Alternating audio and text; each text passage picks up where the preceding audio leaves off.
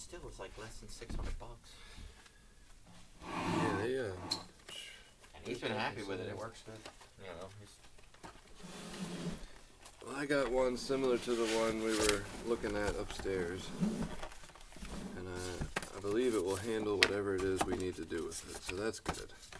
The other side of that, with the order I made for the microphones forever ago, which are still out of stock everywhere.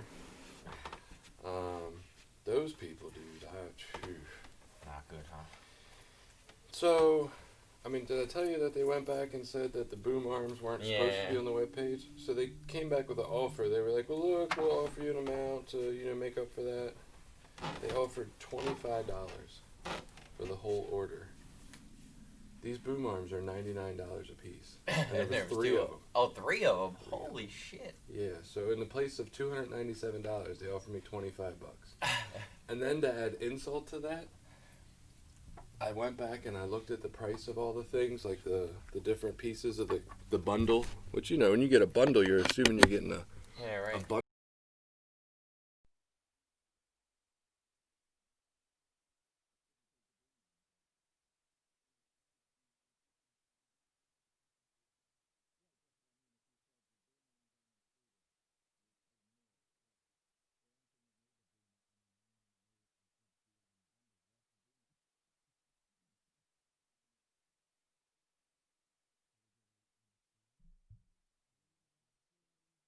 Laid it out for him. The guy said there was nothing he could do. That was the best he could offer. I tweeted that they don't order from there, just to try to get their attention. And somebody, got back to me and said, "Send me the information." I said, "I will, but I've already talked to your customer service people. Like, I don't think you're going to be able to do much." But so we'll see. I was hoping they would get the information. I even said to him, I was like, "Look, dude, at this point, if I can send this back without paying return shipping, I'm fine with that. Like, I'd rather just break even, honestly." Right. And he didn't get back to me last night. I figured he would, and then I would just mail it today before I went on vacation, but he didn't get back to me, so I don't know. Maybe this other Twitter person's going to investigate. It's not like, so his big thing was, well, we had the right to change this stuff at any time. It was a mistake on the website. We used a stock picture, but it wasn't just in the picture. It was also listed on the website, like included, boom arm or whatever, broadcast arm. I'm like, I don't know. I guess we're not really any closer to professional gear. But. Well, I mean, even if you return it, like, don't you have a right to return it? They have a no return policy? No, they have a return policy. The only thing is, or the only holdup really, is that because it's a larger box, on their website it states that they'll make you pay the return cost for this, like, large box that I have sitting in my house. So I'm like, I don't really want to pay return costs. But honestly, I probably will over, giving them my money. Well, that's what I was going to say. It might be worth it just to say, look, fuck you. Go to the post office and say, look, what's the absolute cheapest I could send this? Because I am shocked sometimes at how sometimes surprisingly cheap shit is to ship. Yeah. Oh, compared to what it seemed like it used to be. Nowadays shipping's like fucking nothing. You can ship shit to middle of Idaho for like $11. Like. And they're in New York. They're not like super far away. So. Right. Yeah, I'm gonna figure it out and deal with them. If they don't offer me something great, then yeah, I'd rather return it. And then even then, if I return it and buy it on another website in pieces or whatever, not in the bundle, they're still on back order. And I reached out to the company that makes the microphone, and they're like, "Oh, we're just swamped. Everybody's like needing this kind of stuff right now." So. Yeah, I wanted to get that fucking the Under Armour exercise mask because, of course, I'm going to the gym and Planet Fitness, and I guess everywhere now. I heard in Maryland, like, you got to wear a mask the whole time you're in the gym, starting today, August 1st. Yeah, so I'm a little confused about that. So Planet Fitness went earlier this week and said all masks all the time. And then 2 days later, I guess because of backlash from people, said all masks unless you're actively working out. But I don't know how Maryland's new stance. Yeah, I was going to say Maryland's new law is anything inside. So right. I would think the state law trumps. I would think so too. But I don't know. But anyway, so I was like, well, I'll get, because that Under Armour one, from what everybody said, for working out's great because it's like shaped. I've read some good stuff about that. Off your, Uh-huh. So I'm like, oh, that's cool. I'll get one of them. And then I look because I heard, like, I knew they were on back order till, like, sometime in August. And then it was, like, August 16th is the thing that I saw. And that's why I went to order. I was going to order 2, one for me and one for Jen. And now they're, like, into fucking end of September. Wow. Before you can get one. I'm like, fuck. Like, by then I'll be done working. I'll have found some reason to quit again.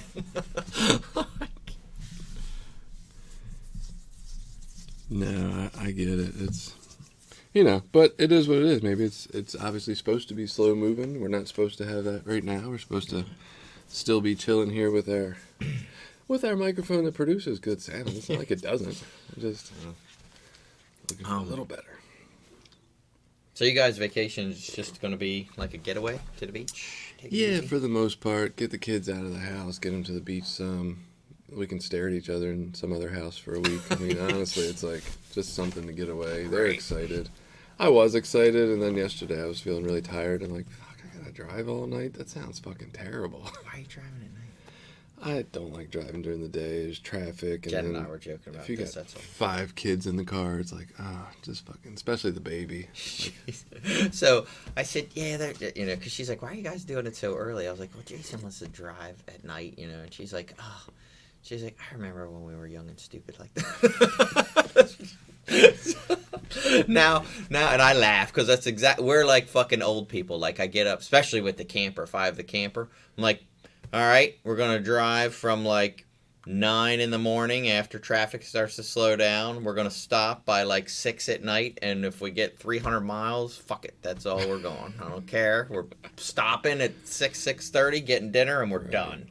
Because I used to try to push it, then I'm driving at night and fucking angry. And, well, or we would drive overnight and then the whole, like, you're wrecked for 2 days because your sleep's all fucked up. We've done or at this, least me, I don't know. every time we've gone like to Disney or something, we've done the night drive because the kids have always been, there's always been at least one little kid, and it's like, man, I'd rather them sleep. Yeah. You know? It's not pestering me the whole fucking trip. Pull over and go to the bathroom every 5 minutes. God, we had young kids. We drove all the way out to Montana. We spent days in the car. Yeah. Good Lord. I mean, I guess they adjust, but I think the baby's more my concern. I don't feel like dealing with that. Yeah. Of course, But she yeah, doesn't we used sleep to do well in that the a lot, car. too. So Now we our might- kids are older, so it doesn't matter. But Yeah. I don't know. We'll see how it works out. Fuck it. I got hypnotherapy set up for when I get back. yeah? Yeah. Wow. Try to smoking cessation through hypnosis. Huh. Let's see what happens. Nice. I don't know. I've heard good things about that stuff.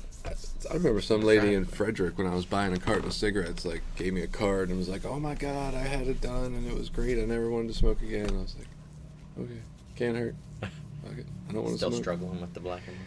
Yeah, I switched over to a different brand just because those have pipe tobacco, and if you inhale that, it makes it really hard to breathe over time. So I switched to just normal tobacco cigars, but it's fucking with that. And then I got like a disposable vape to fuck around with too, and I'm just like, yeah. Some successful days, some not so much. It's stupid. Try the therapy thing too. Can't hurt. Yeah, right. I figured even if I managed to quit before then, I'm still going to do it just for the fucking experience. Right. Then my therapist was telling me she went on a goddamn mushroom trip, dude. Cool. And was like one of the best experiences of her life, and I should do it. And I'm like, oh my God, don't tell me. Yeah, right. There's a difference. One, I have eaten mushrooms, and 2, I have, but it would be different now. yeah, well, that's where I try to tell. I'm like, man, just don't kid yourself. I mean, it may or may not. That's my only, I don't know what you want to call it, like, hesitation. Is like, all right, so I could go have this really great experience and all this other stuff, or it could trigger addiction, and that's not worth it. Like, Right. You know, Right. could trigger me to be like, oh yeah, that's right, I hate reality. Like, I don't ever want to feel reality again. It was funny. So hearing her, who does not use drugs whatsoever, describe her experience on it and how awakening it was for her, I guess, or insightful, reminded me that, like, I feel like it was that way for me too. I was just so caught up in the other aspects of addiction that, like, it was insightful, but it opened my mind in ways that weren't very useful, right? It was like, and I feel like now I'm like, man, I'm at a whole different focus in my life. Like, it probably would be interesting to experience, but I don't know. It's sketchy. I told her, I was like, look, I love the idea, right? I'm all for it. I'm like, I'm kind of in a 12-step program, which might frown upon it. And she's like, yeah, but nicotine, caffeine. I'm like, yeah, I get that. I hear that argument, but. Try to sell that at meetings. See what you get. Yeah, I wouldn't. I wouldn't sell it at meetings. Sell that to people you sponsor. I would tell. I would tell people I sponsored though if I was going to do it. I would have to. But I don't think I'd talk about it too much at meetings. It's not for that. So her theory is you would do it. She did it. She had somebody who could get it, and that was the person who ended up being her person. And they did not use the mushrooms. And she went over to their house when it was empty. It was just her and the lady, and she did it by herself with somebody there to make sure everything went okay. Right. Yeah, see, and for me, like, I guess if I was going to draw lines in the sand, I would say it would need to be, one, it would need to be like a legal medication that we now prescribe, like these other medications. And two, there would have to be a real, either psychological or medical reason to actually do it. Like, I am really struggling. Let's say I got cancer and I'm fucking stressing out about end of life stuff or something. You know what I mean? Like some reason like that, where I would say, well, then I would do it under the guise of an actual doctor. I'm not gonna like hook up with Steve from the fucking local, fish concert and fucking get some mushrooms. That makes sense. And that makes it okay, like. I was picturing, I was like, who the fuck would I get to be like my person? And I thought of my buddy Jack, and he's like, I love Jack, right? And I trust him with my life for the most part, but then I'm like, he gets some weird conspiracy theories here and there. Like, right. I could just imagine something weird about this. I'm like, I would have to like rent a cabin, and Billy would just have to sit there and fucking watch me for 3 hours. That's all it is. Like, that would be the only way I would do it, I think. I don't know. So if I was going to do something like that, at least what I think of now is I would want to go to like one of those shamans in South America and do like an ayahuasca lick the toad trip. Or something? Yeah. Well, they don't actually lick a toad. Right. Yeah, but that's the idea. They scrape shit off its back. So, that's what Jack was talking about. Yeah. That's exactly what he was talking about.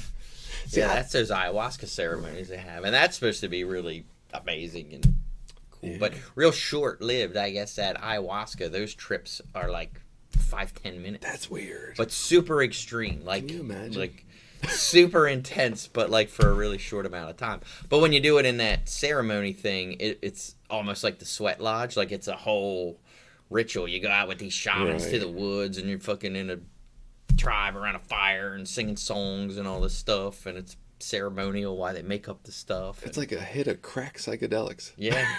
Yeah. Jesus, that would be crazy.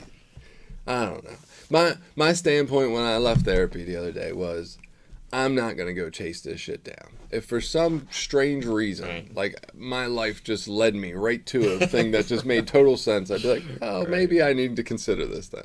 But yeah, we thought about it with my mom. I'm like, I should find somebody to get her to like trip on it, because she was totally stressed about and they say it's great for that kind of stuff. Right. They found really good benefits for people that struggle with depression on, like, I forget what they were using for that. I can't remember if it was LSD or something, but bringing people into, like, for the depression stuff, the extreme depression, it was done like in a clinical setting with a psychotherapist, I think they call it, and I don't know. I mean, I guess if I could start being depressed, maybe I could like, work it out. But it didn't even sound fun the way they described that, because the guy's like, well, the guy talking about it's like, well, you go to a doctor's office and you sit in there and you put on these headphones and they start playing a certain kind of music, and it's a calming environment. It's not people around or anything, and then they give you this stuff, and it's. Right. I'm like, oh, that's not what I want at all. I want to be out in the woods fucking seeing things. She was talking about just feeling more like open and in touch with everything, and she had like a better understanding of some of her guilt and shame through it, and I don't know, it was really, the way she described it was pretty fucking, I was like, damn. I can't imagine if you've never done drugs. Yeah, it's gotta be weird.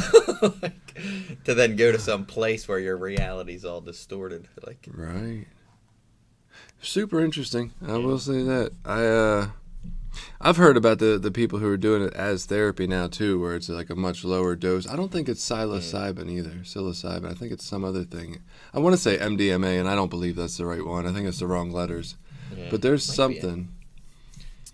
There's a couple so the stuff that's in ayahuasca is similar to the stuff that's the MDMA. You know what I mean? Like, one's like the synthetic version, and one they get off these toads. They literally get this shit. They don't lick them. They like you scrape Right. this stuff off the back of the toads and then dry it out and make it into a powder. And then ayahuasca, they make it into a drink with some other shit. And it's crazy. But It is crazy. It's crazy because I was sitting in a therapy training and the guy was talking about a whole different modality. He wasn't talking about drugs or nothing. And somehow that question came up during it. And he was like, look, I'm the biggest skeptic of this shit. I think it's fucking crazy. But I went and checked it out and looked into it and looked into the research and actually participated in it. He's like, it's hard for me to sit here and argue with it. I'll say that. He's like, it's something about it breaks down some of the barriers that people have put up over their life through trauma. And they can't get through them, and like that just kind of melts it away, and they're able to do their therapy. And it's like, what the fuck? That's crazy. Who knew drugs were good? yeah, right. I don't know. Step 8. Yeah, you do anything? You do any reading for it or anything? Just I read through it in the basic text, and then Jen and I talk about it. Some. It's perfect. She gives me some insightful things, but I got some quotes. I think this one's pretty straightforward. I mean, it's not that it's easy, but it's pretty, to me, straightforward. I think there's a couple things in here that stood out to me. I got a few quotes. I figured normally I'm like trying to limit the quotes. This one I was like, well, more quotes. We might run out of shit to say about it. So, we got a couple of messages to check up on from people from last week. Nothing profound. Well, I had a couple Extremely people, profound. actually 2 different people comment on the Smart Recovery guy, say that was one of our best guests we've had, and he was really interesting. And Well, I think what they're really saying there is it's better when somebody else talks than you guys. Because he talked a lot. No, he was great. So, speaking of those kind of things, I was put in touch with somebody from Celebrate Recovery. She's like Northern Delaware's regional representative or something for it. And, I sent her a link to the podcast, and I told her kind of what we do, and I said, we are a little cruder, so be warned. And then she got back to me and said it just wasn't the place for her to come talk. And I told her, I said, look, I appreciate that.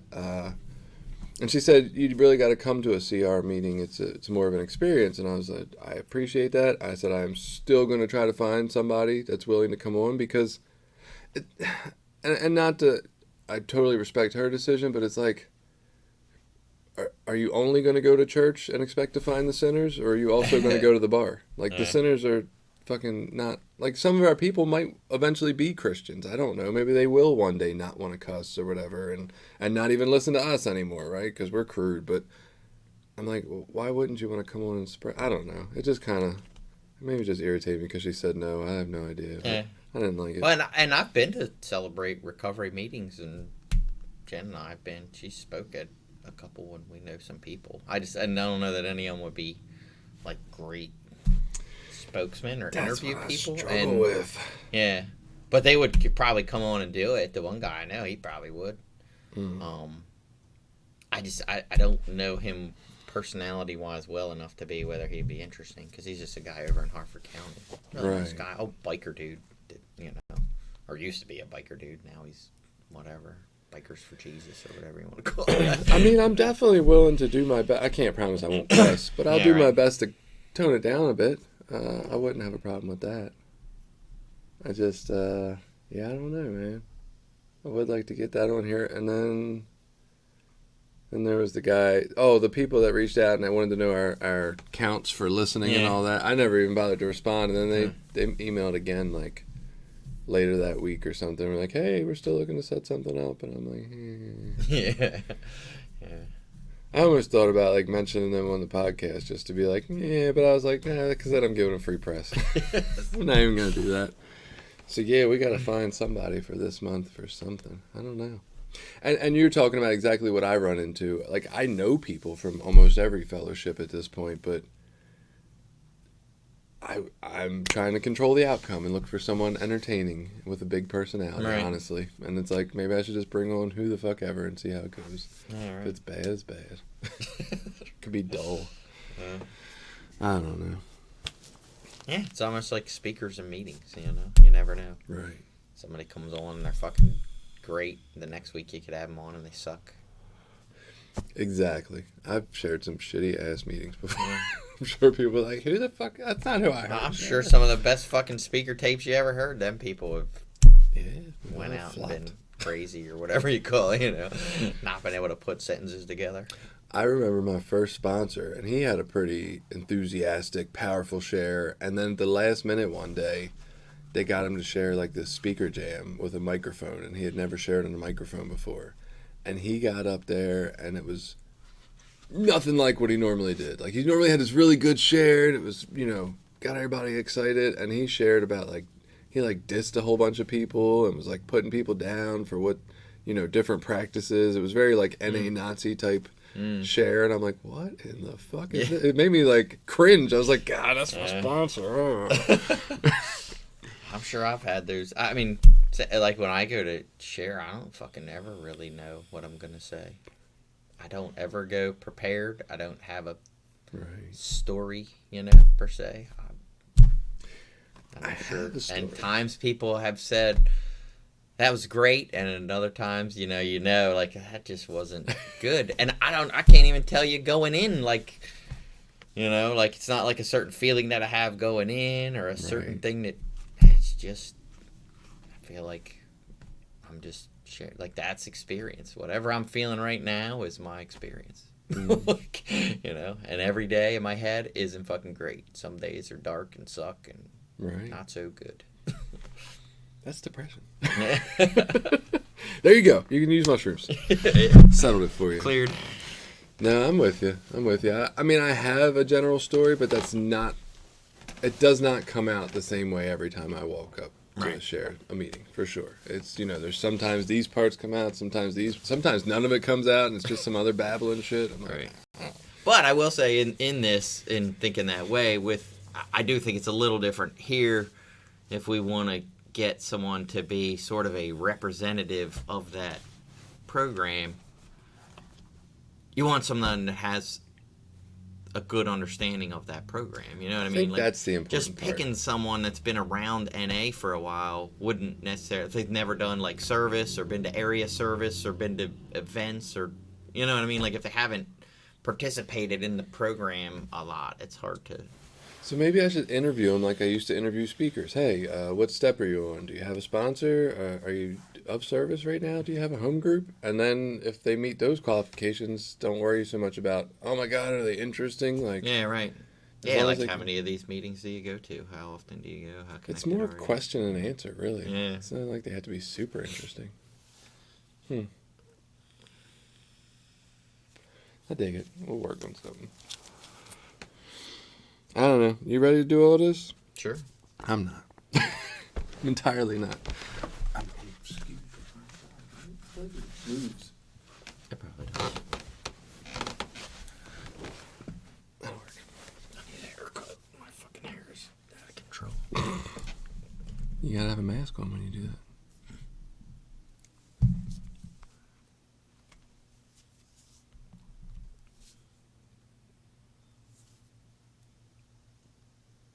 Here we are, recovery sort of. I am Jason. I'm a guy in long-term recovery or some form of recovery, I hope. And here's Billy. I'm Billy. I'm also a person in long-term recovery. And today we're going to talk about step 8, which is a wonderful, wonderful thing. Before we get into that, we did have a couple of messages about spirituality last week. Autumn was the first message we had, who said, religion is for people who are scared of hell. Spirituality is for people who have been through it. And I know, like, at first, I'm always like, for one, I forgot all about that saying, right? That I do like that saying. I think it's been pertinent. At least it made me feel special when I first got here. But even after that, like, I tend to, it's one of those cliches. It's got a little maybe truth to it. But I kind of think there's something to that, because we've kind of talked about that too. Like, religion is a comforting thing, right? And not to say that everybody that gets into it is people who haven't, been through hell or whatever, but it's people frequently, we're scared. I think we're all scared, really, of life or death or things that happen, tragedy. And so we seek out a comforting place, right? And I think you've mentioned that too, like the idea of like an afterlife or a heaven is comforting, and you are almost jealous that you don't believe something like that because it could be useful to you. And so in that sense, you know, the religion part being for people who are scared of hell, but I think, excuse me, more for me and what I like about this is spirituality is for people who have been through it. And I don't think spirituality would work for me without the experience of the toughness of life, or without the experience of tough feelings that I've had to deal with, or tough situations I've been through. Like, I think there's some real substance to that kind of thing. Do you have any thoughts about that at all? From a strictly like analytical point, I Yes. think that's a terrible cliche. I like I it had a because it feeling you would sounds say good. Well, for two reasons. One, it limits people. It makes it seem like if you haven't been through what I've been through, you can't be a spiritual person, which I don't agree with that at all. I think there are just genuinely good people out there. It doesn't mean they had to get abused or be a terrible person in order to understand the other side of that. I have met some of the most compassionate, wonderful, loving people that I've ever met in my life through religious organizations. I think so. It's funny. My wife and I were just having a conversation about religion last night, and I was bashing it in the context that what lets me know religion is bad is that it's way harder to pick. If you had a group of 100, let's take Christians, for example, in a room, you'd be lucky to pick 10 really great ones out of that. The rest are probably or probably not even good people. Right. And that's a generalization, obviously. It's probably terrible to say. But there are going to be probably 10 people in that room that believe wholeheartedly in the love, compassion, all the best parts of Christianity, and will go out in their life and try to do those things. So those people exist. They aren't it's not like if you're in religion, you're a terrible person. If you're involved in organized religion, you're gross. And I don't know if everyone needs to go through suffering. If we're lucky, life is life, so you're going to have some level of suffering no matter what. The difference with addiction, if I had to be completely frank, is I caused most of the harm and destruction in my life. I caused way more harm that was ever done to me. Mm-hmm. So if the criteria to be a spiritual person is that you have to go out and wreck the lives of a bunch of people that you come in contact with, I don't necessarily think that's a good way to look at it. Well, yeah, I guess for me, and when I was dissecting this in my head, I kind of took the religion piece out of it because I wasn't real focused on that. Oh, and can I just, the other thing, sorry, I didn't mean to cut you off, but when we say religion, what we really mean is Christianity, because there are a bunch of religions that don't focus on this afterlife piece as much. I think that's a main staple of Christianity, and it's a main staple of, I think, the Muslim religion. Yeah. But a lot of other ones don't focus on that stuff so much. You know what I mean? Especially a lot of the Western religions and stuff. It's not about an afterlife. It's about what are we doing with our lives right here and now. Right. Well, when I was looking at this, and I know, it's been said many times for people like us about this concept, and we look at it just as, spirituality is for people who have been through it, meaning been through addiction, because addiction is a living hell in some ways, definitely a living prison of our own making for us. But I was just thinking of it in the sense of, like, could you possibly want or desire to be connected? Like, we were talking about spirituality as this form of connection and treating people in certain ways and everything. Could you possibly even see that as the answer to your life if you've never tried the other ways? Which, to me, all the other ways do produce, either some suffering or more suffering than you've been through already. Like, when I try to fix myself through eating or cigarettes or buying new cars or whatever it is, like, that always leads me to a better understanding of, hey, this felt good for a second and now I'm right back down to where I was before I tried to feel good. Do you think there's people who have just, like, since birth been raised to want to feel connected to people and haven't bought into our culture and society of consumerism? And, like, that's where I guess I was coming from. I just felt like, I think people do have to kind of try the alternative and find their own little, like, hellish landscape of this doesn't work before they can go to spirituality. I don't think people need to do that. I mean, we spent some time out in Utah with the Mormons, and they're not people that have bought into this Really? way of life at all. And they were some of the nicest, kindest people. I'm sure some of them are fake. I'm not, I don't think all Mormons are great. And my exposure to them was pretty limited. Right. But no, they just wanted to be kind, and they were very focused on like community connection and connecting with other people, and not about materialism or pop culture or none of that stuff. Yeah, it's amazing. And so it was very interesting. I loved it. Right. I almost became a Mormon just because these fucking people were so great. Billy Mormon. Yeah. I try to be an open-minded guy that says, okay, everybody's experience is not my experience. Everybody's got it a little different. No, not everybody has to go to where I had to go to get to my understandings.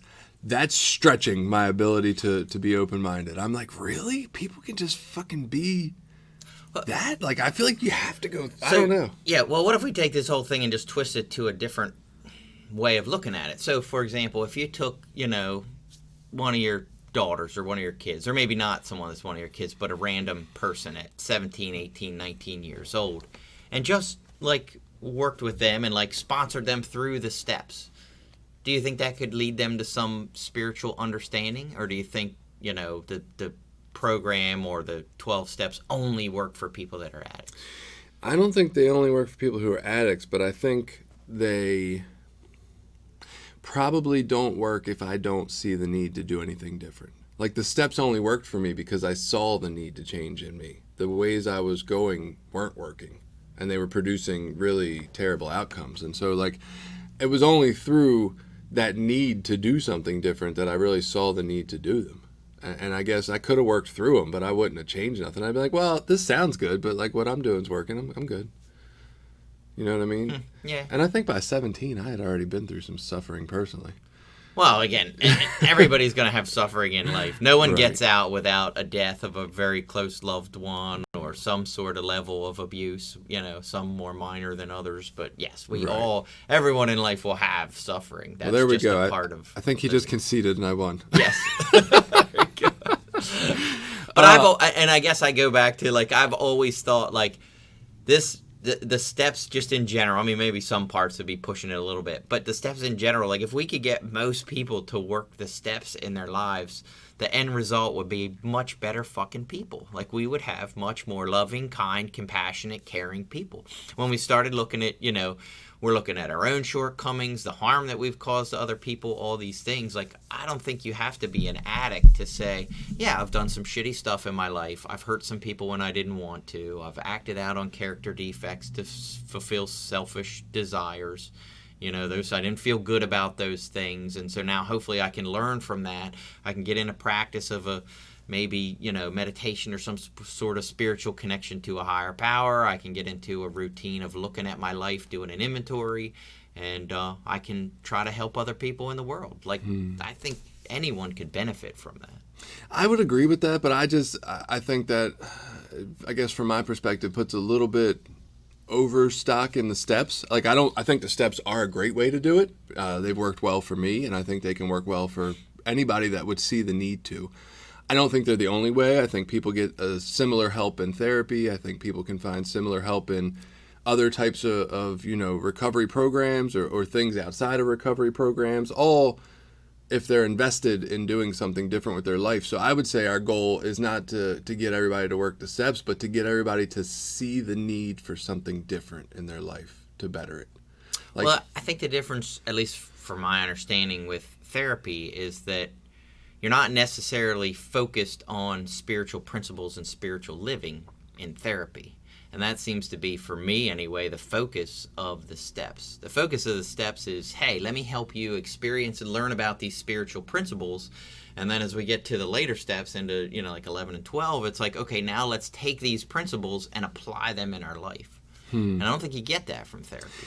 I think, so when we talked, to Jenny, and we learned about the Buddhist principles, like their principles are less, I want to say less, and she'll probably correct me on this, I'm sure. less about the spirituality or connectedness of how we treat others. Their principles focus mainly, kind of the way I look at therapy too. It's mostly internal. It's all about us, right? But in that correcting, I hate to use that word, in that change in us that it produces, it ends up doing the same thing, right? And me seeing that I need healthy boundaries, I'm more willing to accept others' healthy boundaries. And me seeing the need to forgive myself, I see the need to forgive others, right? So they all kind of end up having the same outcome. Like, we treat the world and are more connected to it because we've done work on ourselves to realize where we need that help. But do you think they're experiences that are unique to addicts or people that suffered trauma, or are they just human experiences that everyone's going to have? I mean, I think every person in the world is going to have situations where they don't know how to develop healthy boundaries, and that they either cross boundaries or allow their boundaries to be crossed, and then, you know, have to figure out, like, okay, how do I establish healthy boundaries? Like, that to me seems to be a human experience. Yeah. And I guess what I mean is, I don't look as addicts as terminally unique to having the fucking corner on the spiritual living piece. Like, it's not like because I've suffered more than everyone else, I can now be the most spiritual person. Like, I don't think that's true. I think anyone can be a spiritual person, regardless of the level of suffering that they've had in their lives. Interesting. I'm going to have to think more about that, because I don't know. I might buy into the fact that if you've suffered more, you can actually be more spiritual. I'm not really sure. Another message we got, now that we've beat up that message a little bit. Stephanie talked a lot about what we like. She sent me some pages from a book called No Mud Lotus, which looks pretty interesting to read. And it talked about the idea of how we try to fix ourselves even when it's not the right answer, like eating when we're not hungry, or you know, taking that further to anything we do when we don't really feel the need to do it, but we just do it anyway instead of being with ourselves. And one of the things she talked about was just spirituality. One of the old quotes of, like, you know, realizing that we're not the ocean, we're the wave that's part of the ocean. Like, we kind of got to flow with everything, right? And I guess one of the things that brought up for me was that we also have to flow with, like, things we don't like, right? When society is kind of going a direction we don't like, not that I need to like it, but I kind of need to flow somewhere with it at the same time, right? Maybe to the outskirts, but I still kind of need to go in that direction. If not, I'm having that life where I'm mad at every fucking other Facebook post and things, right? Like, I need to find a way to flow and coexist with that, even when I don't find it to be what I believe. Yeah, and so I agree with that, but only a little differently, in that I don't have to go with the flow. I can buck and I can stand up and be loud and bitch about it, but it doesn't generally tend to make my life better. Right. It usually tends to make things harder, and that's not always bad. You know, my wife would tell you that, you know, bucking against the norms and the trends and whatever we see, like with, you know, Black Lives Matter stuff, like, that's what that is. That's standing up and saying, whoa, wait a minute, this has been a norm or a trend that we've had to deal with for years, and this is not fucking okay. So there are times that we need to buck against the waves of life, you know, or buck against the ocean. But figuring out when that is and where best to spend that energy is important. And see, I look at that more as, like, that's, and I know it's not quite as easy as this. That's very split. Like, there's a lot of people on both sides of that, you know, debate. But I think of that more as a societal shift, where it's more like the tide's coming in and out, right? So it's not so much that I need to really buck against the flow of the water. It's like, oh, okay, the water's starting to flow a little different. Like, maybe that's the settling point where we're split evenly right now, where, okay, it's starting to settle, the tide's fully in, and now it's time for it to go back out, or you know, whichever one you want to call that. Right. I don't know which way it would be going, but yeah, I agree, though. But no, yeah, some people do need to stand up against it. I just think it's a very tough position to take, for sure. And it definitely feels like you're trying to battle the fucking ocean coming at you in wave form when you're doing that. Yeah. Or even doing it subtly. I mean, it's like you've shared about, like, we have this weird materialistic pop culture fucking thing going on in our society that dictates to our kids that that's, you know, what you need to be. And we need to, well, we don't need to, but You know, in that case, it's almost beneficial for me to try to get my kids to look at that a little different. You know what I mean? Right. Like I know everyone's doing that, but maybe not. You know, maybe there's a different way of doing that. I know. I keep trying to get through to my kids with that kind of stuff. I'm like, very fruitless at times. But, and I will say this is the difference, though, is doing it in a spirit of, like, love and compassion and kindness. Like, I don't think what works is saying, oh, those people are stupid and they're dumb and that's so stupid, you know, and you shouldn't do that. You know, like, that shit doesn't work. Yeah, I'm always trying to inspire some kind of thought on their part. I just feel defeated frequently when I don't feel like I inspired the thought I was looking for. Damn it, that's not what I wanted. Me too. Well, I think you're the one that's told me, like, I think we got to wait till later to see the results later.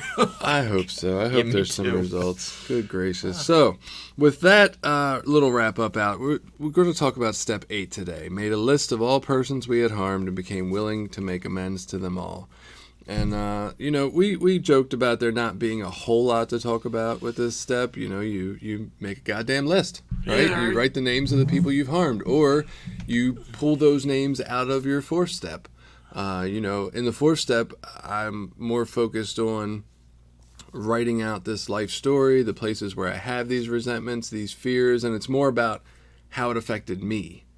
And I think we can draw the names out of there, but leave the focus of how it affected me there in the 4th step. So I draw the names out, or the, you know, institutions, and then I can put them in 8, and then took a whole different focus of like, well, how did I affect them? Would you say that that's kind of what we're doing here? Maybe? Yeah. Yeah, definitely. Seeing how our actions and attitudes affected, you know, people around us, really looking at taking responsibility for our actions. Yeah, it's so in doing some of the readings for this, I was a little disappointed because I feel like every step up until now has had some real quote-worthy stuff. I'm like, ooh, that's powerful. And this one, it was kind of like, I had to dig a little deeper for that sort of stuff. So one of the things that stuck out was that we make a list and become willing, nothing more. Like, that's all we're really trying to do here. And I think that gets lost a lot of times. We connect 8 and 9 so tightly because, you know, spoiler alert for next month, 9 talks about actually finding ways to make those amends. And so I think we can get caught up in the how are we going to make the amends, or which one of these amends do we really need to make right now? Which ones aren't needed anymore. We can get, or at least I for sure can get caught up in that aspect of it, as opposed to the parts where I just need to make a list and then try my best to become willing to make them, right? And that doesn't necessarily mean, what does that mean to you, to become willing to make them? Because I think I've always looked at it as, am I willing to go do this thing? And I almost think there's another piece to it, or it's something different where it's like, the becoming willing part is really just seeing my part enough to want to do something different. Yeah, and for me, the you know, becoming willing is, you know, I guess you'd say twofold. Like, one, recognizing what I think harm is, what I think, you know, the hurt that I cause to others is, and then 2, like, not being okay with that. Because the truth is, if I haven't done a 9th step, and now that I have, I know, but, you know, up until that point, I don't even know what making amends really means. You know what I mean? In my head, it means running up to everybody and saying I'm sorry, but that's not what it means at all. My bad. You know, yeah, that's not it at all. And, you know, now that I've had experience with making amends, I can say, you know, for me, I don't even worry about the amends part. You know what I mean? Like, it's most important that we don't even think about an amends when we make this list, that we just look at, you know, did I cause harm to someone else? And am I okay with that harm or not?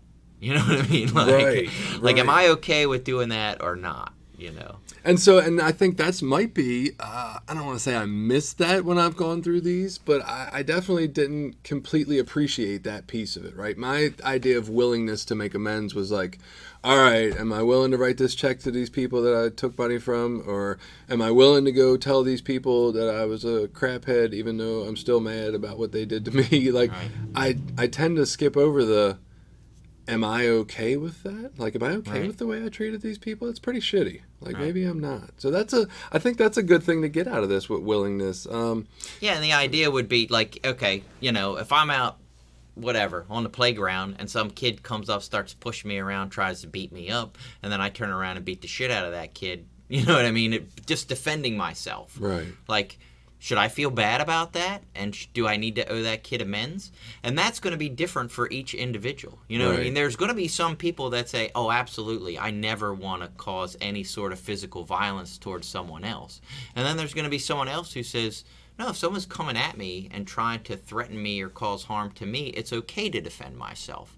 And neither of those, I mean, I have my own opinion about that. But, ooh, let's hear it. Yeah, but, you know, there's not a right or wrong for each individual in that scenario of an 8-step and then a 9-step amends. Right. You know, there's going to be people that say, no, I don't think I did anything wrong. I don't think that's a harm.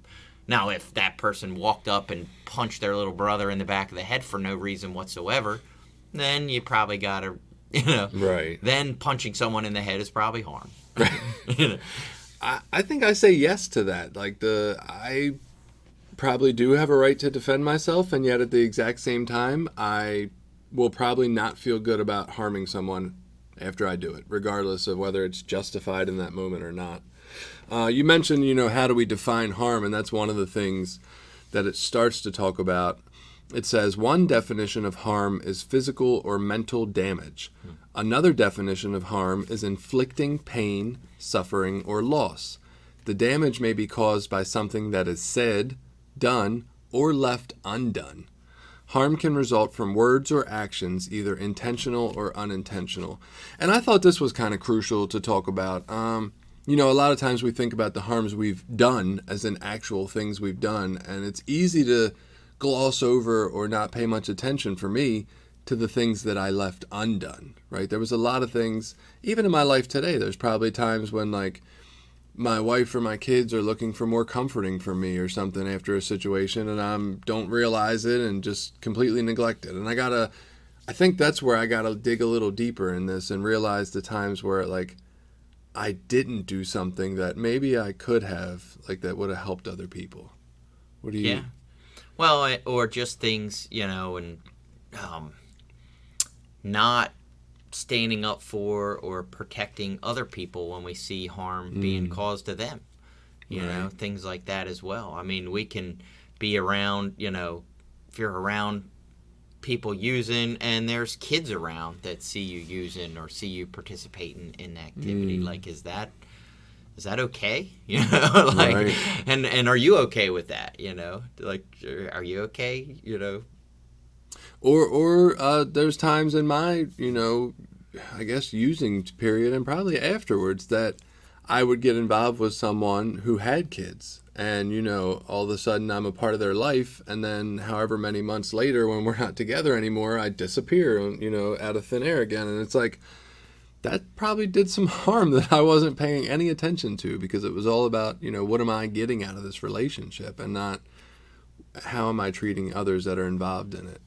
And I think that speaks to the other part of this, which was harm can result from words or actions, either intentional or unintentional. And I think before I got to the 12 steps, I was definitely focused on my intentions a lot more than I am today. Like, oh, you know, well, that's not what I meant to do, so it's not really my fault. And this step, I think, kind of gives me the awareness that it doesn't really matter what the fuck I intended to do. People get hurt whether I intended it or not.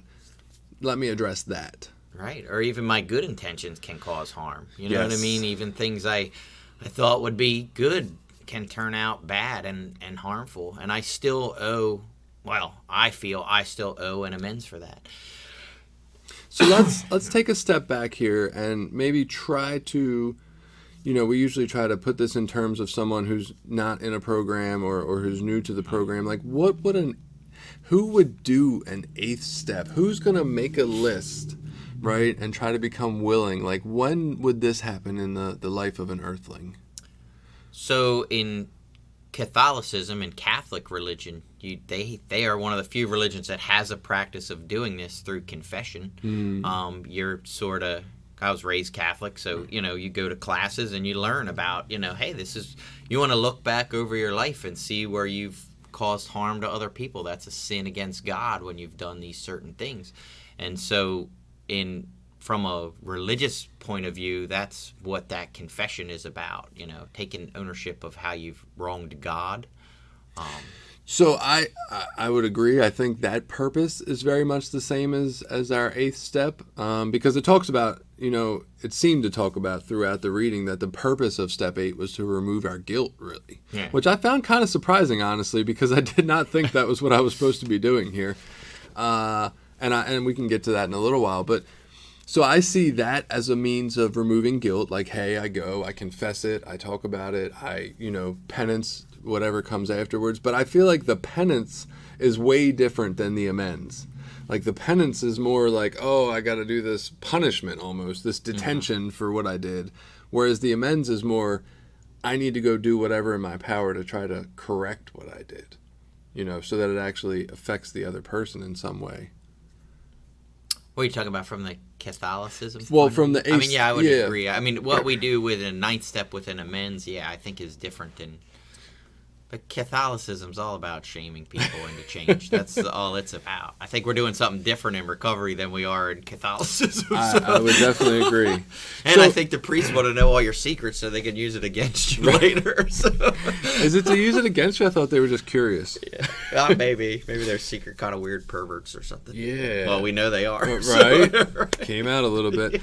I can imagine that being pretty fun, though, to sit there and listen to everybody's dirt. Like, that's like gossip or something. I would probably enjoy that too much. Excuse me. So what do you think about this purpose of removing guilt? Because I have always looked at the idea of steps 8 and 9 as the purpose is to get back in touch with humanity and society. And I guess removing my guilt does free me up to do that in some ways. But I've always looked at it more as a process of I'm doing this because I want to right the wrongs, not just for me, but also for others. And I guess that's not really true in 9. It really doesn't matter how they react to it. It's more about our side of the street. But I don't know. Something about that removing guilt just feels really selfish. I don't know. Yeah.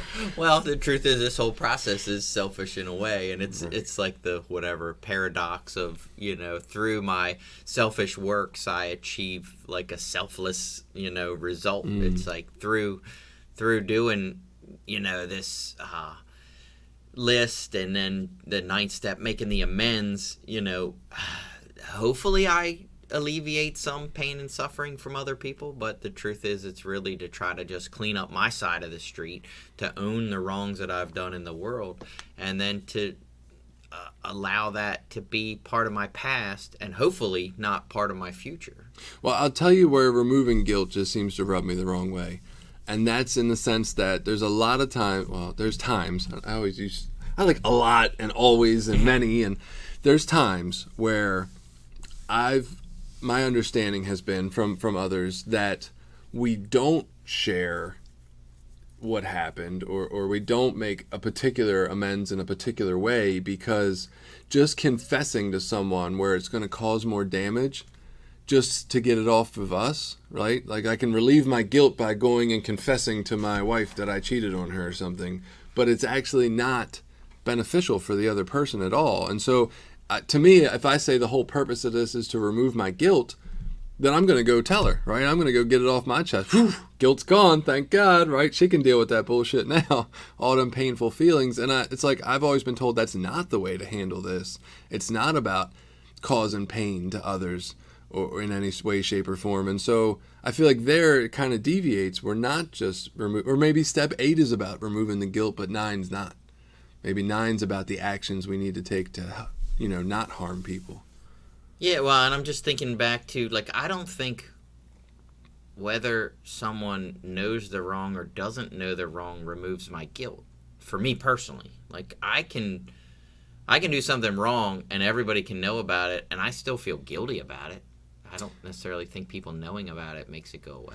I think the guilt can be alleviated sometimes, or at least somewhat relieved, just through the confession, right? When I'm holding it all in and bottling it up, it hurts. And then there's a freedom of oh, whew, thank God I told on myself. I don't have to live in that secret anymore. I don't know. While we ponder that, let's take our break for the Voices ad. And just to mention, because we never recorded this, their Rubber Ducky race, which is online, is held in a month or so. It's early September. I don't remember the exact date, but you can find them on Facebook at Voices of Hope, Cecil County, or something like that. I don't know. And then, if you do a Google search for Voices of Hope, Cecil County, you'll come across their webpage, and you'll see how to enter the Rubber Ducky race. It's $5 for a duck. I got a duck. I'm going to watch it online. I'm super interested for no good fucking reason. I guess my life is that boring in quarantine. But so check that out, and we will be right back. I did ask Jen about that a little bit. And my whole analytical mind, I got to bring it up at another time. I can't. Because she tells me what they're going to do. They're going to drop them in at the bridge, up in Elkton and float them down. It's in an actual river? Oh, yeah. Oh, my God. It's even better. In Elkton. So, and she says, and I'm going to follow them with the camera. And I said, and immediately my head's like, this is not going to work. This is not going to go the way she thinks it should. Right. So immediately, I start thinking, all right. And I can't talk to her about this because immediately I say, oh, this is not going to work. It's going to be a fail. Don't do it. Right. Or not don't do it, but let's think through this before you commit to this. But that's too late. So probably in the next week or two, I'm going to have to get her to be like, hey. I'll run. Yes, that was exactly it. Hey, let's go. Even if we get a couple of fucking soda cans or something, we can float. Like, let's drop them in where you say you're going to drop them, and then walk along with them to see how the fuck long is it going to take to get from this point to this point. Right. Does the river move the whole time, or is there stagnant parts where these fucking ducks are going to float and then just sit there and you're fucking there for 25 minutes, and nothing's moving. And then are you going to be able to walk that whole path with them? Are you planning on being in the water? Are you going to be out of the water? Is there bushes on some of these sides? Is one side better than the other? Like, she doesn't think through none of that shit. How are you going to catch them at the end? Right. Well, someone's going to be down there to catch them at the end. And I do know where it's supposed to end is fairly shallow. You can just stand in there at the end. So that would be easy. Where they want to drop them in, I think, is much deeper, which is okay because you can just drop them over the bridge, you hope. But from at least looking at it, it's not like that water where they're dropping them in is like moving real good. It's kind of still there. I'm just like, hey, this could turn into like an hour and a half of these ducks not fucking moving, and you're just gonna be filming them, and then you're not gonna know what to do. Like, but that's the way she plans shit out. A long 2x4 and just push them to where they're all moving. I don't know, but trial run, fuck it. Oh yeah, that's what I was the best way to go. Oh yeah, we got to trial run this shit. I like it. I don't know. I think fucking Saturday at 8 a.m. threw us off. I felt like that was like tough to think for me. Yeah. It's like, God, am I going anywhere with what I'm saying? And I don't think it's bad. I felt the same way about this. Like, I don't know that it's.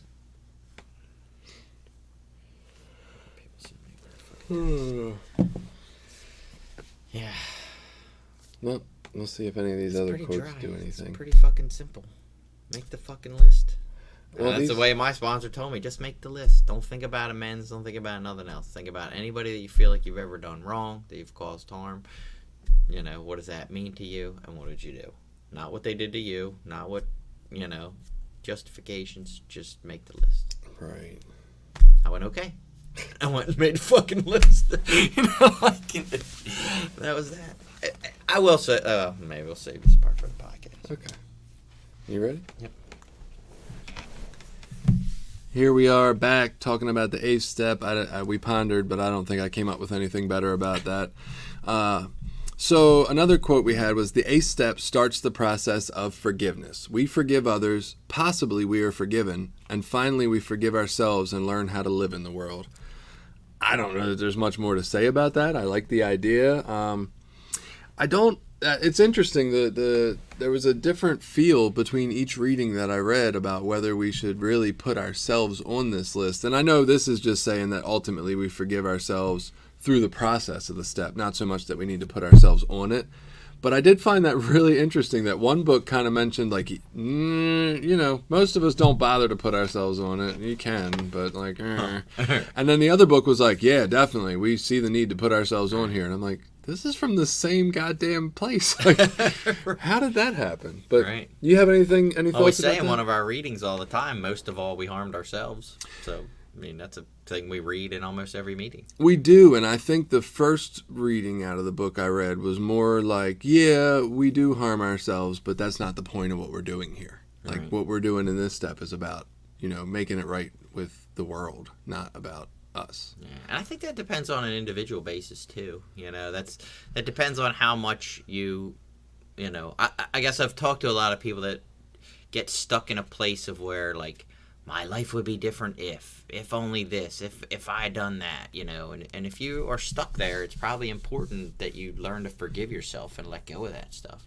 I mean, I was never that person. I was always just like, whatever, you know what I mean? Like, my life is what it is. It's whatever I make it now that matters, and I wasn't really hung up there in the past. Right.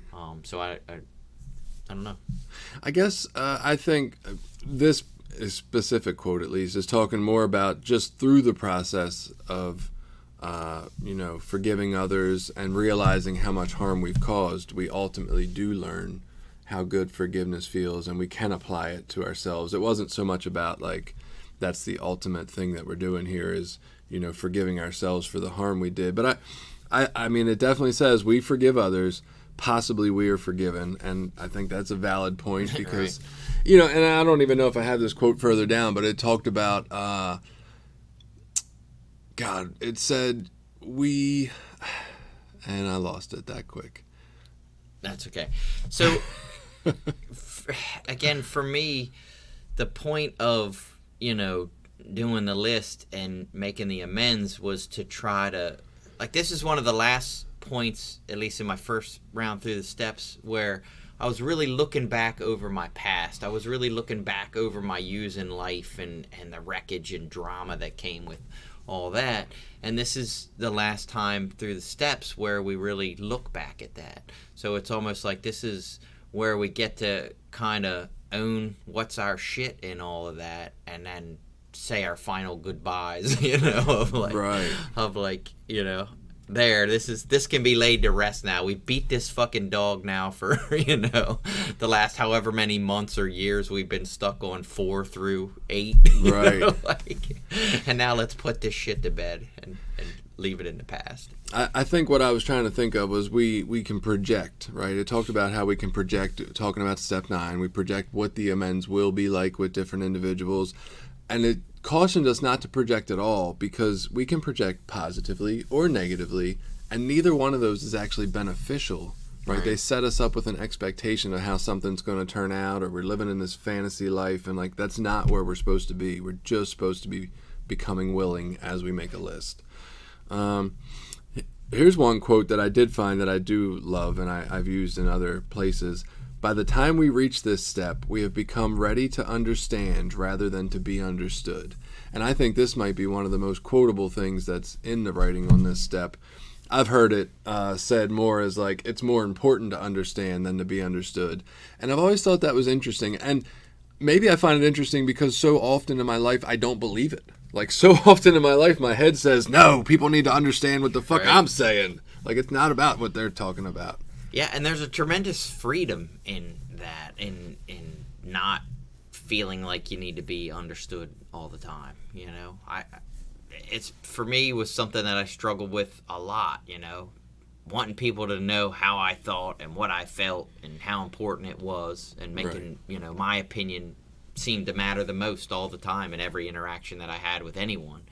And then realizing that that doesn't need to be the case. It can be any time I want it to be, right? But I learned to sort of rephrase that, and, like, it doesn't need to be the case. And there are cases where, I want to stand up for my beliefs, but it doesn't have to be all the time. And I feel like this is super relevant for the political, split or just the split in society right now, is that we're all on Facebook trying to be understood. And nobody's hearing the other side, right? We just shout louder, oh, well, you're not hearing me, you're not changing your opinion. Well, I'm not really hearing you either, honestly, right? Like, I'm not taking any time to try to see where you're coming from or why you have these ideals or what you've gone through in your life that has led you to there. Because, here I go, I was about to say a lot of us, I tend to operate with, this is what I've been through in my experience. And so I will, put this on every other individual, and this must be everyone's experience and how they, need to understand. And the fact is, like, that's just not how it works. Everybody's got their own list of experiences in their life, and it leads us to different understandings of things. If I really take the time to listen to somebody, I can at least understand usually where they're coming from, and possibly even some of why, right? Not that I need to know why, but I can at least understand where they're coming from and how that kind of makes sense in some way. It still might not be my belief in any way, shape, or form, but I can kind of get it. And when I don't try to understand others, I'm just in the shouting match of like telling everybody how wrong the other people are. And so I just think that's super useful, man. If we could all decide that we're going to be more understanding and worry less about people hearing us. Right, and I think it's in that process of trying to understand other people where we really connect to humanity. You know what I mean? It's not so important that we agree on everything. That's not where the connection with people occurs.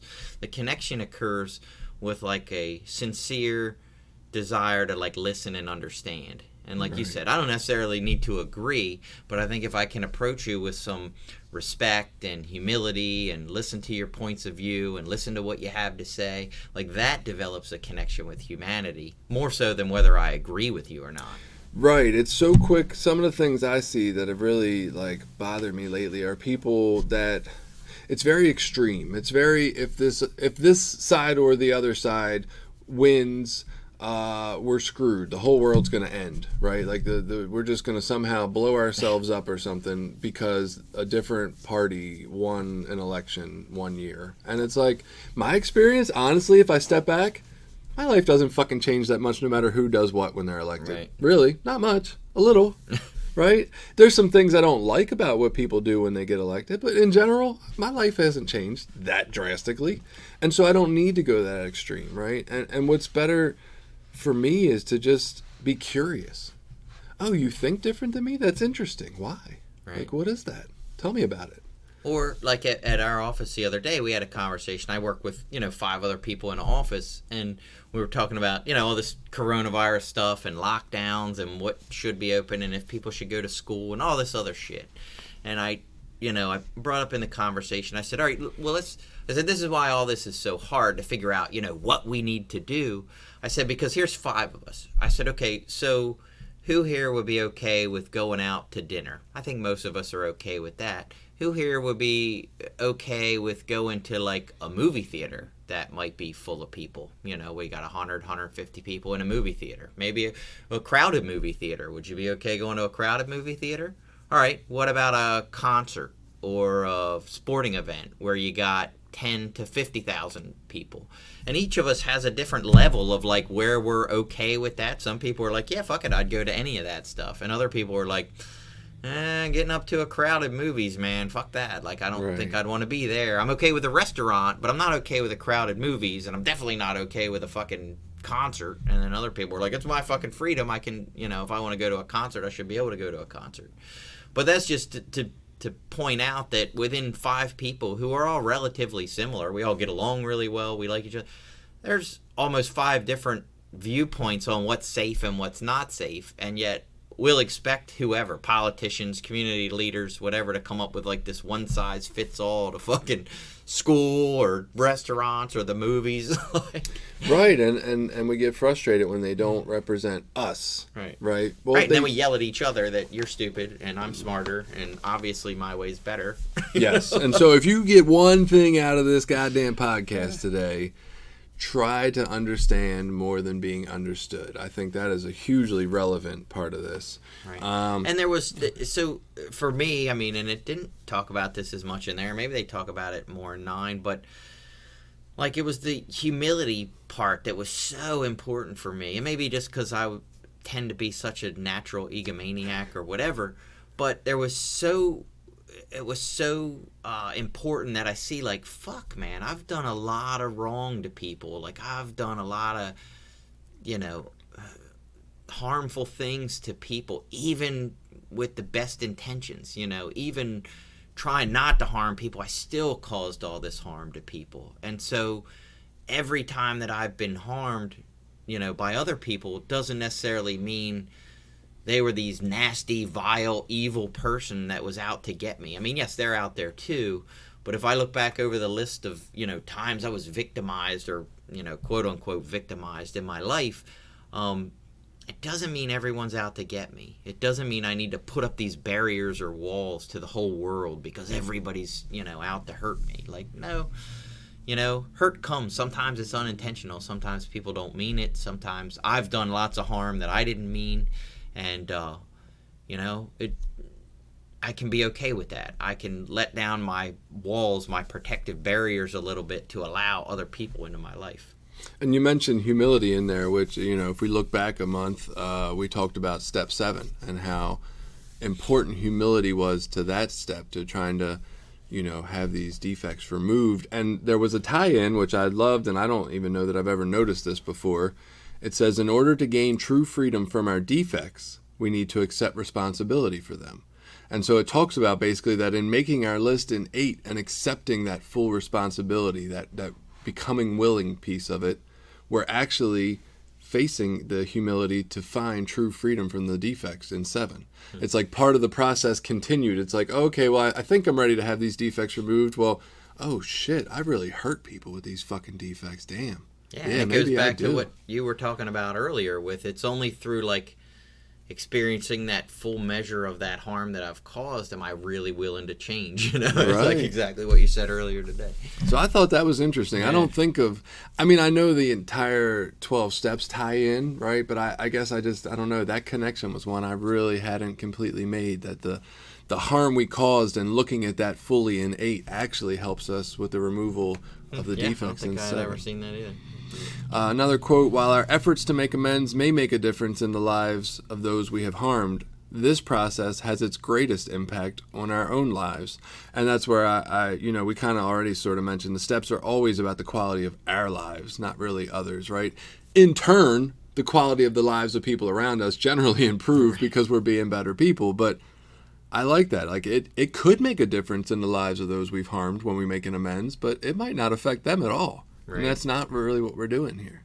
And I know that's getting ahead because we're not making the amends yet, but it's just a reminder that the purpose of this isn't about anybody else. It's not about how they take it. It's not about how the amends works out. It's just about let me do the right thing so that I can live in peace at the end of the day. Right. At least in 8. I would say there's a little more consideration of others in 9 because we do talk about,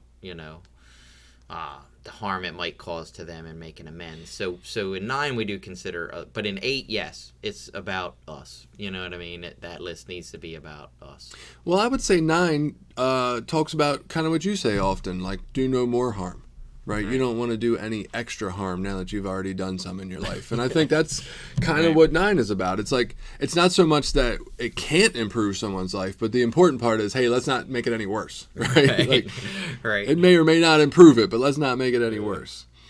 Another quote would be, we're involved in a process designed to free us from our past so that we are able to live fully in the present. And you kind of mentioned this already. Like, this is our last sort of delving into the past framework so that we can say we've beat the hell out of it and done it up and really, really taken the time to focus on it. And I like how it mentions, in doing that, we don't have to live there anymore. Like, we can truly just be here. When my son or daughter, and they're a teenager and they're kind of being a little disrespectful in the way they're talking to me, I can just be here in this moment and know that that's just kind of how teenagers are, right? They're just sort of little disrespectful shits, right? I don't have to take it back to when my father disrespected me or when the kid on the playground disrespected me. I don't have to bring all that with me into that moment. I can just be here and say, all right, it is what it is. Yeah, and I think up until I had made this list and got into, making peace with some of this stuff, the past was always like a painful place. You know what I mean? Looking back over my life, it was painful memories. It was reliving, abuses either that I had caused or that had been caused to me through different relationships and different things. And, it just seemed to have a lot of emotional baggage in that, looking back on things. And now, since I've made peace with most, if not all of that stuff, I can look back at my past more as like a learning lesson or like a history lesson of like, let's see what useful shit is still back here that I can sort of look at, habits, behaviors, patterns that I've fallen into in my life. Right. But I don't need to experience all the shame, guilt, remorse, that had been stuck in those memories. Absolutely. So this part was interesting, and it's a little longer of a quote, so bear with me here. Most of us owe amends to at least one person who has also harmed us. Perhaps we haven't truly forgiven that person yet, and find we are very reluctant to put her or his name on our list. However, we must. We are responsible for our actions. We make amends because we owe them. We must let go of resentments and focus on our part in the conflicts in our lives. We won't get better and be able to live the spiritual life we are seeking if we are still in the grip of self-obsession. We let go of our expectations, and we let go of blaming anyone for our actions. Our idea that we have been a victim must go. In the 8th step, we are not concerned with what others have done to us. We are concerned only with accepting responsibility for what we've done to others. A long way of saying, it doesn't matter if it was justified. I think this speaks to what we talked about with the person coming up and attacking us and we defend ourselves.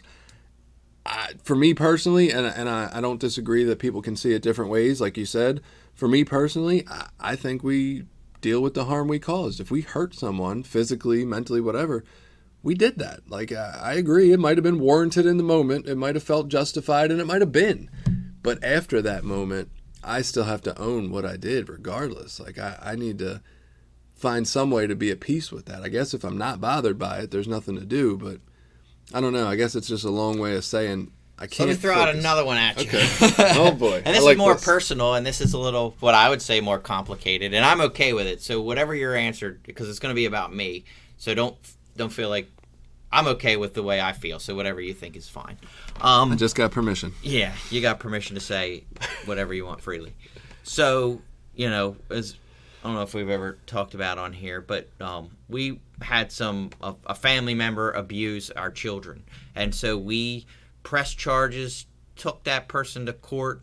It ended up wrecking their lives and the life of their spouse as far as the legal and financial consequences of taking them to court, pressing charges, following through with all that.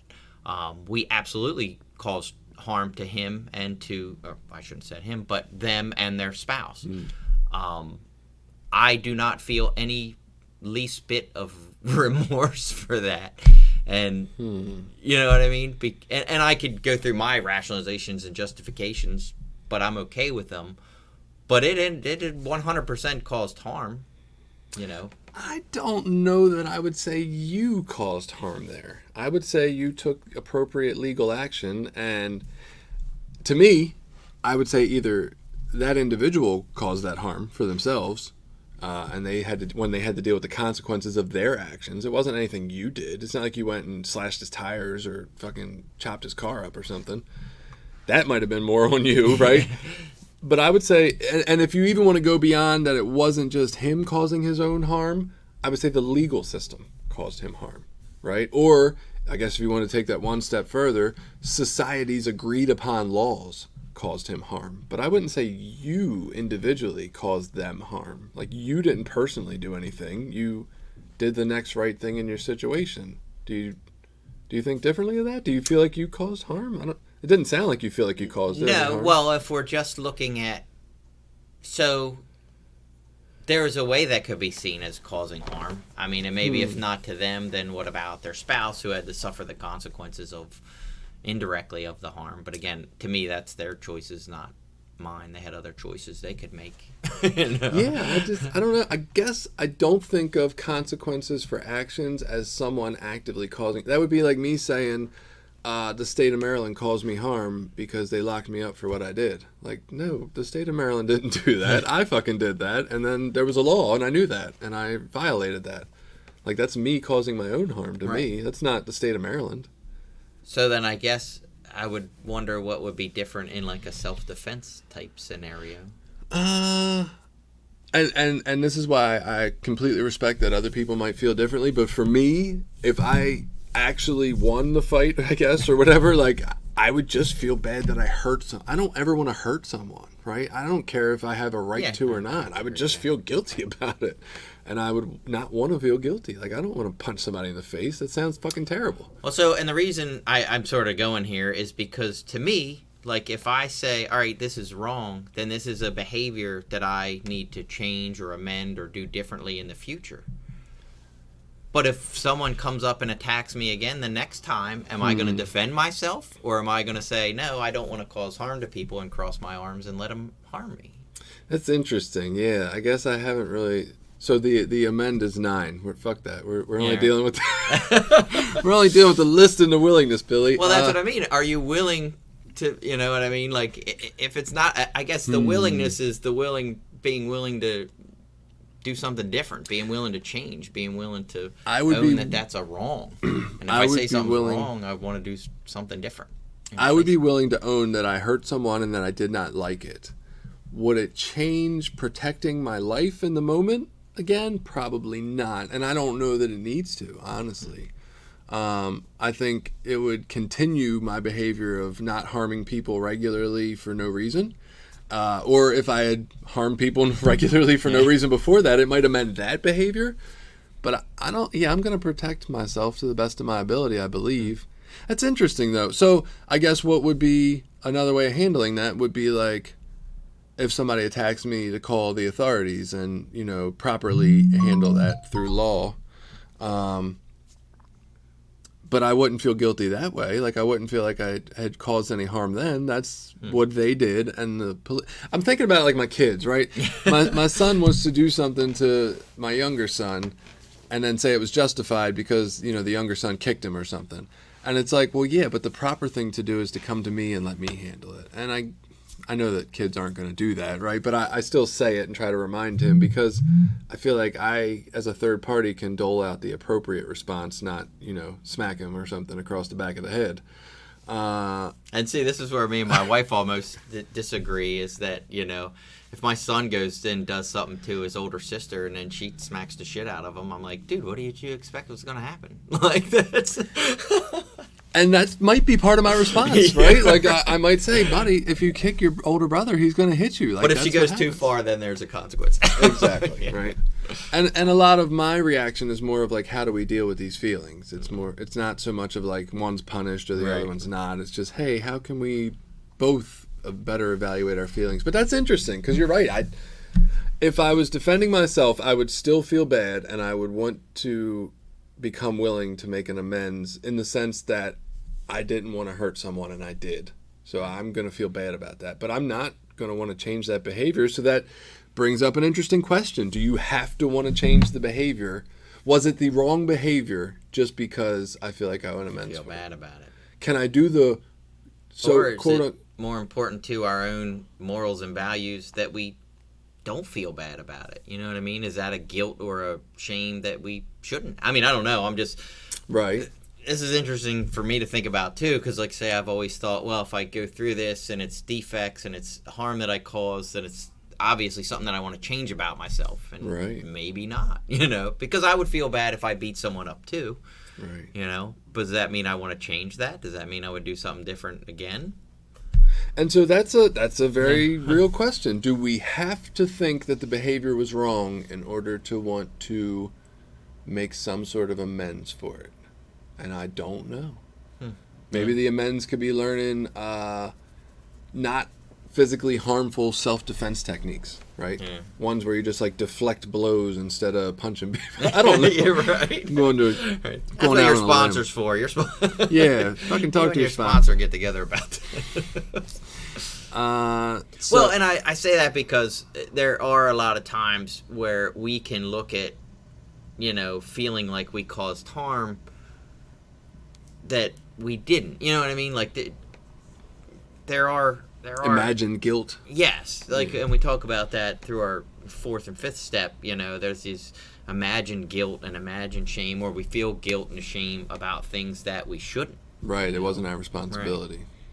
Yeah, I don't know. I would definitely say to our listeners, like, feel free to fucking weigh in on that one, because I am definitely curious about opinions on it. I have no idea. And that's what's really fun about recovery, or I should say fun, but what's to me makes it different than a religion, for example. It's like we have the freedoms to develop our own beliefs and values here. I don't have one that I get to tell you that, oh, this is what it is, and I don't care what you really think. You just got to follow this because this is commandment number 7. So, this is a difference here of where, this program will help us to sort out what's right for us, what feels right in my spirit, what's going to help me be a better person at the end of the day. It may be a little different than what's, you need or what's better for you in your life. This might be the first time on our podcast we didn't know the answer. The next quote we're going to move on to is, "We are now looking for the people, places, and institutions we harmed, not just the types of harm we inflicted. We didn't just lie, we lied to someone. We didn't just steal, we stole from various people." I think that is an interesting thing it made a point of, right? Like I can definitely say, oh, this is my part. I lied, right? I did this, but it takes some of the humanness out of it when I don't say who I did it to. And I think maybe that's where the 4 differs from the 8, right? In 4, it's like, oh, this is what I did. I lied, and I need to work on me lying because it's all about me. And then in 8, it's like, well, yeah, but I lied to someone, and how did that fucking affect that individual, right? I didn't just steal. I stole from this corner store. And how did that affect the owners of that store and their inventory and their bottom line and, Yeah, and I think, though, you can get totally bogged down with some of that. An example that immediately comes to mind for me is, like, coworkers. Like if I'm working with a group of people and I'm off getting high in the bathroom while my other coworkers are out doing their job, like that puts more work or more responsibility on them and is a form of harm. Right. Well, I couldn't tell you how many different jobs and worked with so many different people. Like to try to make a list of every one of those individuals would probably, if not impossible, I would miss people or not get it right anyway. Some of those people don't even remember their names. You know what I mean? And so in those cases, I think, it's sort of helpful to say, well, as a coworker, I was a bad person, or I did these harms. I shouldn't say I was a bad person. That's a terrible way to say that. I caused these harms. Right. Well, I think the last sentence, we didn't just steal, we stole from various people. Like, I do think it helps to make it very deeply human to the one individual specifically that we can pick out.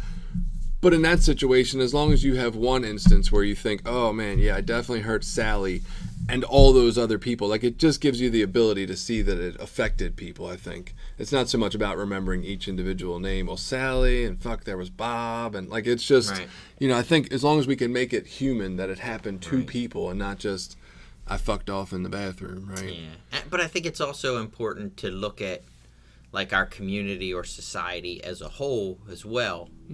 I drank and drove. I broke a lot of laws. Like I put a lot of people in harm's way through different things. I caused accidents. I was in an accident. I don't really remember. I don't even know the people's names whose car I hit, because I ended up getting arrested and off to jail and fuck those people. I didn't really care at that point in my life. I could maybe try to go back and search and figure it out. But I think when I look at some of those behaviors, the way I affected my community and, society as a whole, that's helpful too, to look at that as a general group, not just individuals. No, absolutely. Next quote would be that this step does not say that we become willing to say we're sorry, although that may be a part of our amends. Most of the people we've hurt have probably heard us say, I'm sorry, enough to last a lifetime. In truth, we are becoming willing to do anything possible to repair the damage we've done, particularly by changing our behavior. I thought that was interesting. Like, I don't know that I've ever gone into this step and thought my goal was to become willing to do anything possible. I heard that anything in there was like, whew. Yeah, right? Like, that's a lot. Am I really supposed to become willing to do anything possible to repair the damage? I don't know. So a lot of not a lot. There's definitely some of my wrongs where I've harmed people that I'm not going to ever make direct amends for because I'm probably going to do some kind of more damage or, cause some other chaos. Or it's just better where it's at for this point. And a lot of that's around relationships and the ways I treated women in relationships. And I'm not going to hunt them down, on Facebook to pop in their DMs, with their husband and 5 kids or whatever. So I don't know. The whole I've become willing to do anything possible. Really, I wrote it down, I think, because that stuck out so much, and I wanted to hear what you had to say about that. I'll just chalk that up to that's an idealistic goal. That probably is humanly impossible. That's like saying I'm going to be honest for the rest of my life. It's Right. like it's yes, that's what we're striving for. That's what we're shooting for. Maybe when you get to 50 years clean, then you're at to any lengths or whatever. Yeah, it's super interesting. I mean, going back to the original part of it, though, that it's not just becoming willing to say we're sorry, right? And I'll get into a little lesson I learned when we go over 9 next month about whether we say I'm sorry or don't or whatever. But it's not just about becoming willing to say I'm sorry. Like that's, I think, the easiest, sometimes the easiest part. Sometimes it's hard, but yeah, it's more about becoming willing to do what's necessary, I guess, to prepare, just take that fucking anything out of there. What's possible to repair the damage. If you stole money from someone, maybe you're going to need to pay that money back, right? I don't know. There's a whole lot of other things. I think that's more for 9 though. And so the only other thing I have besides that is a thing I found on jasonwaller.com. It was a discussion about the 8th step, and it stuck out. It was pretty interesting to me. He says, when you feel it's pretty thorough, take your list and break it into 4 categories with your sponsor. And the 4 categories were 1, people to make amends to now, once you're on a good footing in recovery. 2, people to make partial amends to in order to not injure them or others. 3, people to make amends to later. And 4, people we may never be able to make direct personal contact. And I thought that was interesting and possibly helpful. I know it kind of borders on, careening into 9 as we talk about that kind of list of when can we make them and how would we make them. But I almost think, because I know we say we're not thinking about the actual amends when we're writing this list, but we fucking are. I don't know anybody that said they've been capable of not thinking about what it might be like to make the amends. And for some of the more overwhelming ones, if we need to put them on a list of like, okay, I do need to make this, but it's going to be later. Like this, my 8 months clean right now is not the time to make this huge amends that I need to make.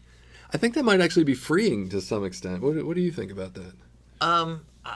I think that process of trying not to act out on our self-centered thinking is important in 8. Like, obviously, we're going to think about, oh, man, I'm going to go to this person, they're going to say that, and they're going to say this. And it's important for me to say to myself, look, stop that. You don't know what's going to happen, and you don't know how it's going to be. So stop worrying about the amends and just keep making your list. Like that's an actual practice that I have to do still in my life now on a regular basis. Oh, I got to make this phone call to this person at work who's upset with us for some reason, and I'm going to say this and they're going to say that, and and then I'm paralyzed to where I don't even make the phone call. You know what I mean? Because the story in my head makes the actual action impossible. And that process of actively choosing not to worry about the 9th step is helpful. I think it is too, but I'm looking at it more from if we take like the feeling aspect of it out. Maybe someone we harmed financially and we just owe a very large amount of money to, and we want to call this individual or institution and make a repayment plan of some sort, right? Because that's our goal, to do whatever's possible to make the amends. And yet we're currently in a minimum wage job and we're barely getting by, and we know we can't really afford anything. We can't even make a good effort attempt to say, hey, I'll pay you $5 a month. Like, there's just no money like that. That can be overwhelming to even think about. Oh my God, I have to make this amends because I'm about to get to this point where it's time to do that. And so I don't know. I just thought it was interesting. You could possibly make this separation of categories and say, okay, yeah, I'm becoming willing to make these amends. That's just one that's going to have to wait until I'm in a better financial position. Like, I can't even call that person or place yet to even possibly deal with that. So I don't have to have that overwhelming burden of like, I'm not doing something I'm supposed to be doing right now. Like, that's on my list for later. That's what it's for. Yeah, and I always just looked at the list as I don't know when I'm going to make these amends. It fucking might be 20 years from now. Right. You know what I mean? Or I might get high tomorrow and I never have to make them. Who cares? Just make the list. I mean, and we were joking about this at the break, and I said, really, you know, the first time I did the 8-step with my sponsor, he said, just make the fucking list. Don't think a bunch about it. Just make the list of all the persons that you harmed, and we'll get to the amends and all that in 9. And Right. it was that. For me, that was the most simple instruction that I got, and I went, okay, I'm just going to make the list and not worry about the amends, and that's what I did, you know. And it doesn't mean it was necessarily easy, but it was fairly simple, you know. Right. Obviously, there was some we needed to talk about, and some stuff we went over in 9 about what types of amends and that stuff. But I would say I was fairly lucky in that. Coming into this an 8-step anyway, like I was raised with good morals and values. I recognized most of the harm I was causing along the way in life. You know what I mean? It wasn't like a big shocker that, you know, when I stole from somebody and felt guilty about it. You know, like I knew what I was doing was wrong and chose to do wrong anyway. I think there are people that come into this process with, you know, sort of, I would say, twisted or mixed up morals and values, and they may be able to justify certain kinds of harm, or, you know, like say, well, I was abused as a kid, so it's okay to abuse other people. You know, that's just what people do, and that kind of stuff. I think those situations get a little tougher.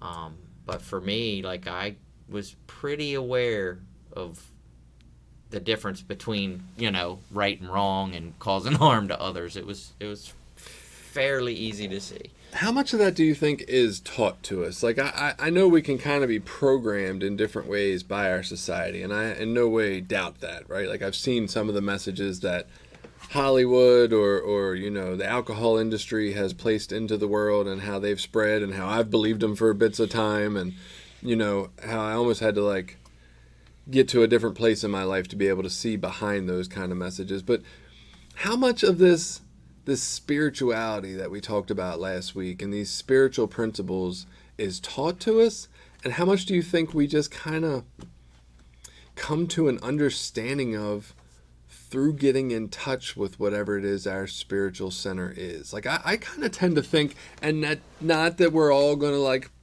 get in recovery or in a different place in life and plug into this, you know, one spiritual source, and we're all going to share the same values. Like, I don't so much believe that, but I do kind of think there's some universal ones that even without anybody to teach us, we would sort of come to on our own if we sought it. Not to say that we would come to it if we were, you know, using sex, drugs, and rock and roll to, you know, distract ourselves from it. Like, I think that's part of the problem, is that we use these things to move away from it. But when that's our focus, man, I want to, like, focus on the universe and the world and just be more in connection. I think some of that is going to come to us naturally, whether we've ever been taught it or not. What do you think? And I mean, you might hear the words, but that doesn't mean you experience the feeling. So, or the sensations, if you will. So what I immediately think of is, okay, let's take a kid who's been raised by an abusive father, who's physically abusive. You do something wrong, you get the shit kicked out of you. And you never really get the message that that's wrong, you know what I mean? Because maybe he doesn't just beat you for the sake of beating you. Maybe he only beats you when you do dumb shit, you know? Then you get beat up. And so you think, oh, well, if somebody does me wrong, then I beat the shit out of them. Like, that's the way that we live.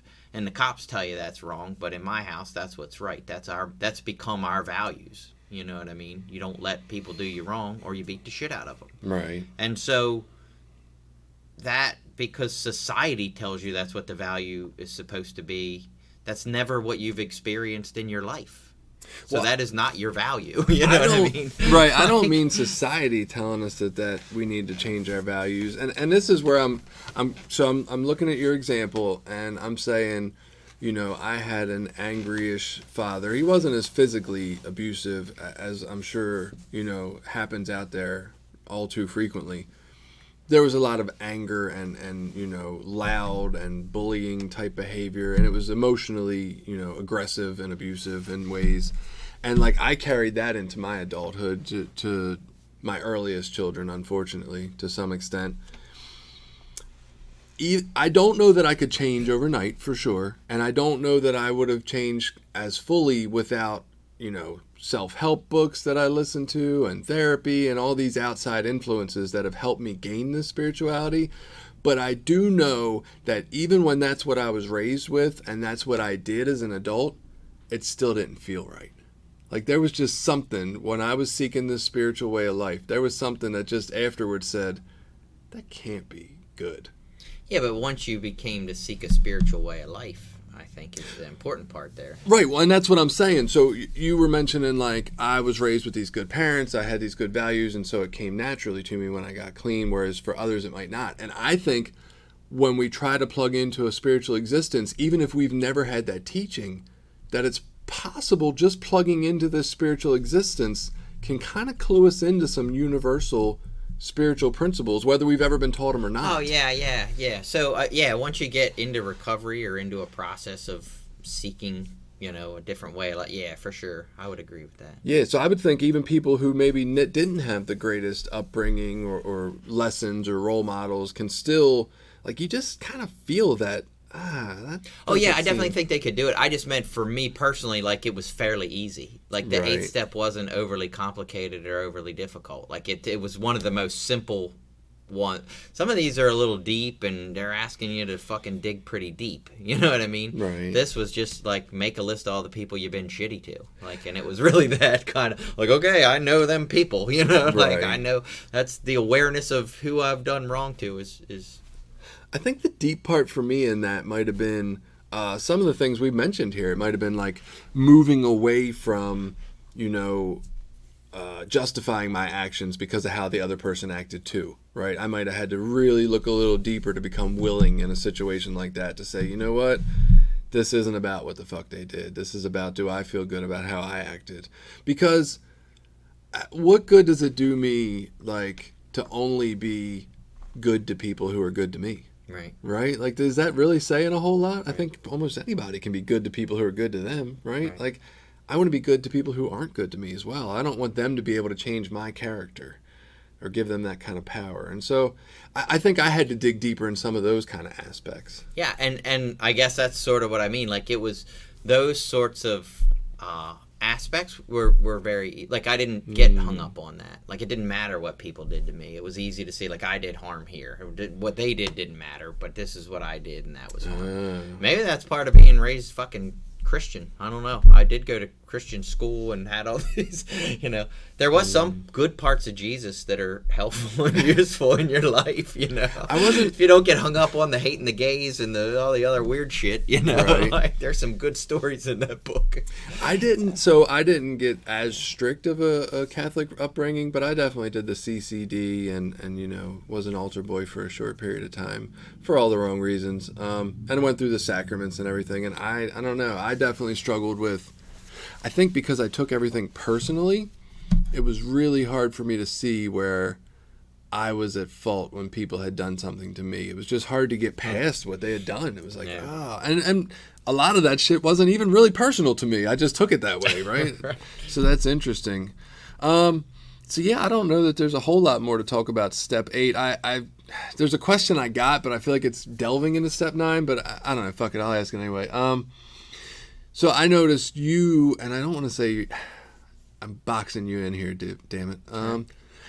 I want to say you're more of a hands-off sponsor, and I don't know completely what I mean by that, but more of like, not that I know a whole lot of hands-on sponsors really, but I guess what I'm trying to say is, like, a lot of times you say, hey, these are not my responsibilities as a sponsor. You have those clearly laid out, right? And obviously some of them we know. We're not financial advisors or marriage counselors or any of that kind of stuff that it talks about. But you're very, my job as a sponsor is to walk you through the 12 steps and, help you with that kind of stuff and maybe some other outside conversations. And so I look at 8 and 9 as a place where a sponsor has a fuck ton of influence over what amends will be made directly and how they'll be made and if they're appropriate. I feel like this is a place where a sponsor gets a lot of like personal input or oversight onto how the amends process happens and what's acceptable, right? And I get it. because they're a third party and they can maybe see a little more clearly the situation and say,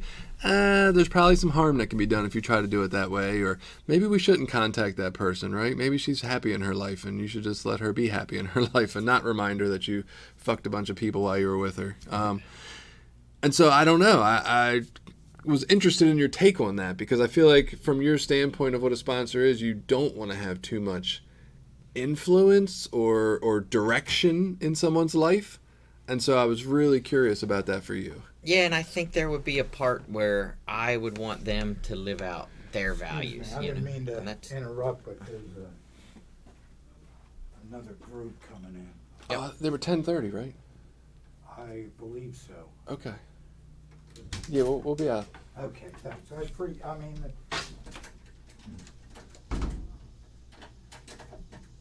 I'm Charlie, by the Oh, way. Jason. Charlie. Nice I'm to Billy. meet you, Charlie. I've met you. I'm Jen's husband. Yeah, Yep. that's right. I'm new. Oh, okay. So pause for a minute. So you can...